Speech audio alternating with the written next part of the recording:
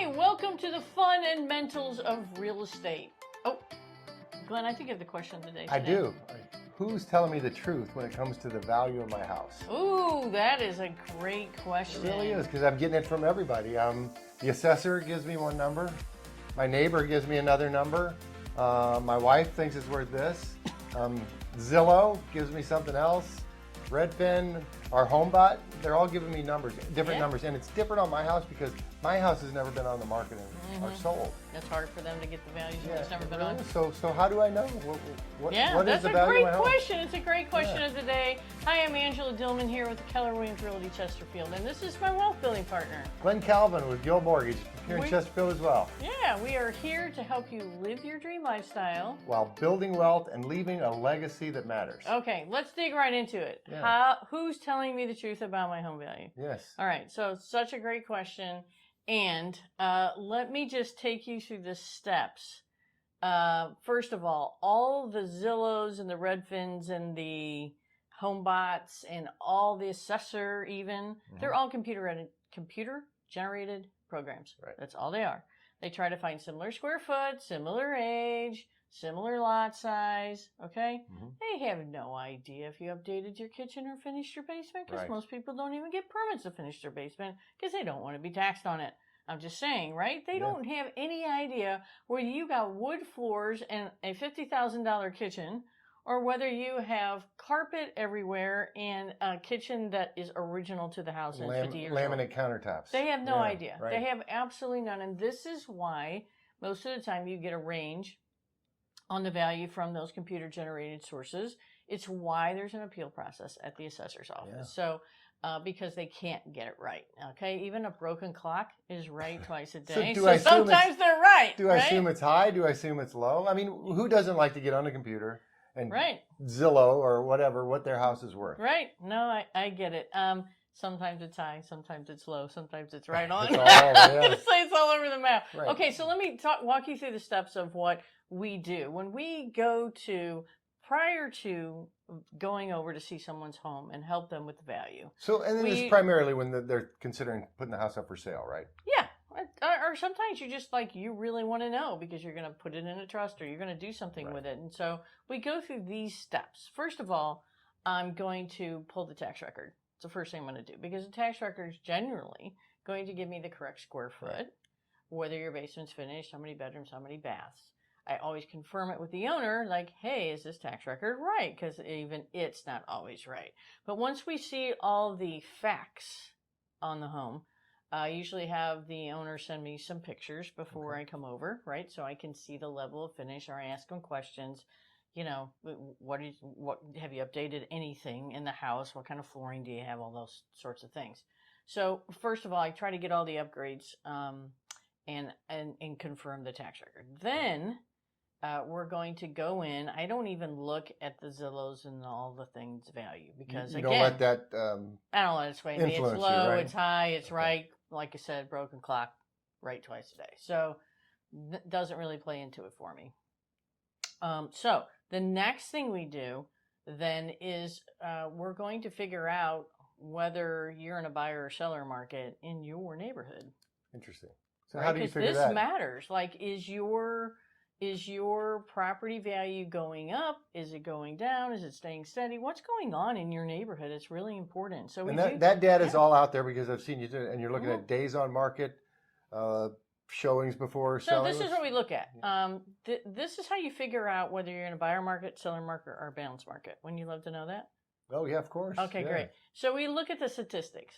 How many homes in your price point? Let's just say your house is worth $400,000. So in the 400 to 450 price range, or the 350 to 400, depending on we think you're on the lower or the higher side of the four, we're going to see how many actives there are. How many homes are actively on the market right now? Then we're going to look at how many are under contract right now. So when you say we're going to look at those homes, are you looking at those homes in the state of Missouri? No. So we'll look at it. We'll look at it first in your zip code or your school district, depending on what's more important. Sometimes even in your neighborhood, if you have a big enough sampling in your neighborhood, we'll go that micro if we can. Okay. And so then we look at how many pendings there are.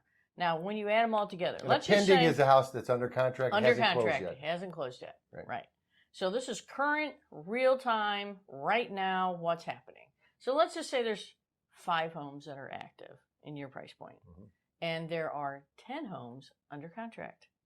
Out of a total of 15, 10 are under contract. Okay? So I mean, what that's if, what huge. if 10 are small, 5 are smaller, Right? 5 So- are bigger, some are 2-story, some are ranches? It doesn't matter. It's just what is happening in your price point in your area. This is just Now, this is how like active the market is. Yeah, this is like Right. a 75% under contract here. I mean, this And is really, huge. we divide the market into 2. It's a buyer's market and a seller's market. Or a meaning- balance. Sometimes it's a balance. balance. It means it's like it's not buyer or seller. No one really has the advantage quite yet. And that's what And that that's means when we say it's a short-lived. buyer's market. The buyer has the advantage and the seller's Seller market. the seller has the And advantage. that's where we are right now. That's where we've been, Yes, right? yeah. And so, but some of your neighborhoods do have this 75% under contract rate. If you do, it's a very strong seller's market. Yeah. 30% under contract rate is a balanced market. Interesting. It wouldn't be Anything 50-50. above is a seller. Anything below is a buyer's market. So if there are 10 houses for sale and 25 are under contract, then we say it's a buyer's market. There's still way more pending than there are active. So if there's 25 under contract and 10 for sale. Oh, I'm sorry, 2.5. I was thinking of 100, yeah. So if we have So it's 25 for right. sale and there's only 5 under No. contract, that's definitely a buyer's market, right? Right. So we look at the ratio I gotcha. of pendings to actives. You add the pendings and the actives together, and you divide the number of pendings into that So number. it was So 100. that's how you come Right, at it. So anyway, 30% balanced market, anything over seller, anything under buyer. Okay, so first of all, we're going to see what the momentum is going on in your market, in your price point, in your area. School district, zip code, or even neighborhood. Like I said, if it's a big enough sampling. Right. Now we know what the momentum is, where we can go with this. The next thing we're going to look at is then we're going to try to find your square foot, your lot size. If you got a brick home, we're going to try to find other brick homes versus frame, right? So do they have a finished basement? Don't they? So the things that we start looking for is very close in proximity. We try to stay just in the last 3 to 6 months if we can. So now we're looking for sold homes? We're looking for under contracts. Okay. Pendings, I'll look at the pendings. Oh, this just went under contract. Even maybe call the agent and get an idea to go over or under or where did it go. And then look at the sold data that's recent, 3 to 6 months at most. Is there a rate change going on right now? Is it higher or lower? So we know where the momentum is there with the buyer market. So we call Glen, we keep that updated daily, weekly with Glen. And then from there, once we can find something in the short amount of time, very closest proximity as possible, then we start looking at upgrades.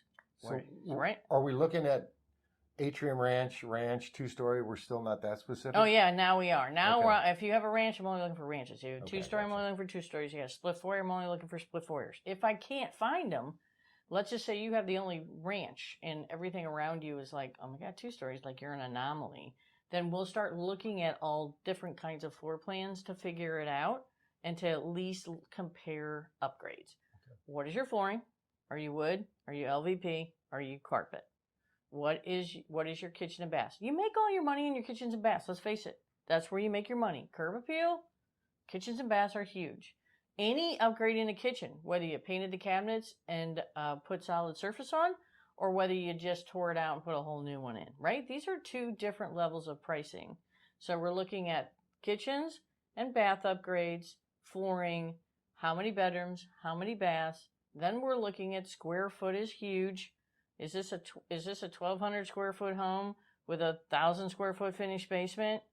I can't compare that to a 2,200 square foot home with no finished basement. No. So you say you can't compare. No. Can you look at the price per square foot, or that still doesn't? I don't look at it a lot. You do look at it a little bit just to see if you're really super high, because stuff's running in the 200s. In some areas it's 2 to 250, in other areas 250 to 300. I just sold one for $315 a square foot, and it was only less than 1,000 square foot house. So square foot, I just threw out the window. I'm like, I don't care. This is what it's going to go for, and it did. So square foot plays into it very little for me. And we've been saying this for a long time. This is a market like we have never seen. Oh, absolutely. So now the next thing we're going to look at is, do you have a garage, 1 or 2 car? Is it oversized? Do you have a 3 car, 4 car? your lot size? Do you have fencing? Your curb appeal? Do you have the setting everybody wants?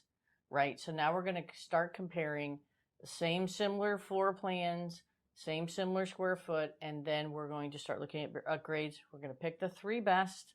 This is what an appraiser's going to do. He's going to pick the 3 best. What about a swimming pool? We didn't mention that. Is that? I've heard that can hurt. I've heard it can help. I've heard both ways. Right now, pools are very, very high in demand. The highest in demand I've ever seen. We will definitely be adding a lot for pools. We're used to in the old school thinking you just didn't add any value at all to them. You're just like, it's there. Somebody might want to fill it in. I don't know. But right now, oh my gosh, they are huge. Interesting. And so, and even appraisers are adjusting for the pools now and actually giving them value because the market says it has value right now. So once we compare upgrade to upgrade, and we've got 3 really good ones, it's not rocket science. When you look at it as a homeowner, you're like, oh yeah, that's a nicer kitchen than mine, or no, my kitchen's nicer than this. But I got to tell you, the hardest thing to do is price your own home. Right. It's the hardest agree. thing to do. Yes, I Even agree. as a realtor, hard to price your own home because you have a lot of yourself into Emotion, it. yeah. You put a lot in it. You put a lot of time and money into it usually, right? And so some sellers are all over the map. Some think their home is worth really too low, and other ones think they're too high. So once you get down to the nitty gritty and you start comparing these upgrades, and you're in the same neighborhood in the short amount of time, and if you've got the seller market on your side, next week we're going to talk about actual pricing strategies. Yeah, awesome. So but this is how we arrive at it, and we don't look at the Zillows and the Redfins. So you're at the kitchen table, and you've done your homework, and you're going to say, okay, this is the number that we think the house that we're well, going to actually, it's kind of team effort because it's not rocket science. I'll explain to you next week how we do the pricing strategy, but it is a range. There's no house is ever worth just up to this $1 and not $1 more, right? It's like it's always a range because in the end, it's going to be worth what somebody's willing to pay for it. That's right. The market will determine the value and what we think the demand. It's a supply and demand issue. Well, I can't wait to talk about the pricing. That's and the strategies for doing that because being the seller's market that comes into play much more now than it ever has. So it does. So. And there are little tricks you can do, as we talked about in our last episodes, on things that you can do to your home and staging your home and little things that you can do to improve the value. And then we walk through the home and tell you those things so that when you're looking at the comps, you're like, oh, yeah, that guy put a solid surface counter in. Maybe I will too. Or he painted my cabinets. Maybe I will too. All right, we'll tune in next week. Next week, we'll talk about actual pricing itself.